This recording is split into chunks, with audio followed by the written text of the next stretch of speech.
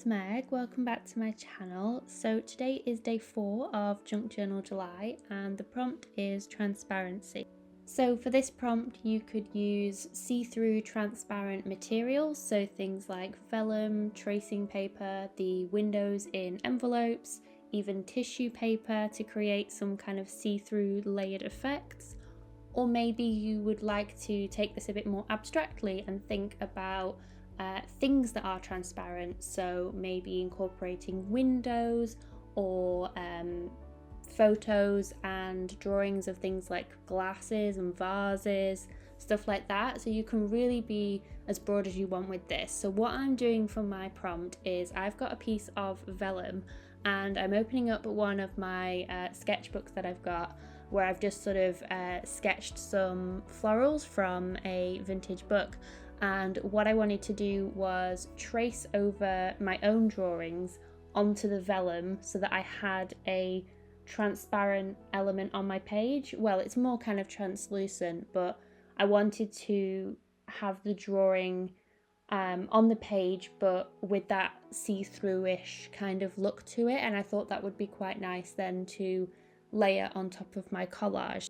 The pen that I'm using here is a Unipin Fineliner in Sepia, and I believe this is a 0.5.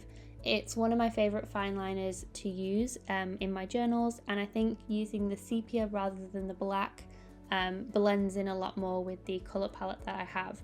And I thought this was also a really great way to repurpose some of my own art and use it again within a journal page, because I didn't really want to tear it out. I mean, I might do it at a later date, but at the moment I just decided it would be nice to trace over some of my own drawings.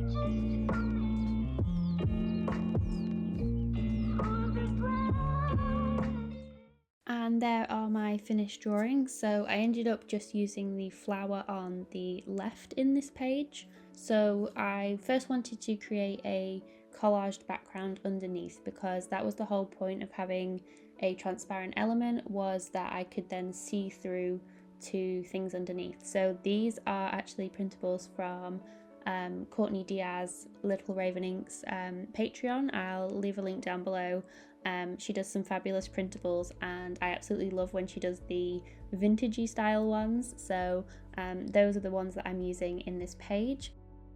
And so all I'm doing here is just building up some of those layers and making things look a little bit more cohesive and scrappy. Like, I love that scrappy look on my journals with all the different papers and torn edges, which is why I also tore out the drawing on the vellum, because I didn't want those harsh edges of cutting it out on the vellum. I thought it would look a lot nicer if I had those ripped edges.